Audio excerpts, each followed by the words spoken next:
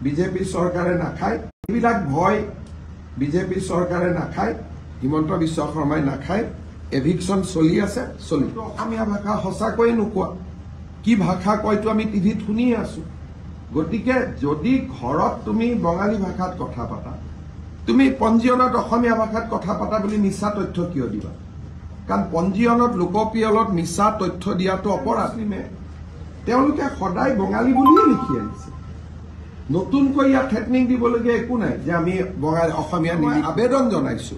যে আপোনালোকে নিজৰ যি ভাষাত ঘৰত কথা পাতে সেই ভাষা লিখক মিছা কথা কেতিয়াও লোকপিয়লত নিদিব লোকপিয়লত মিছা তথ্য দিলে জেল হয়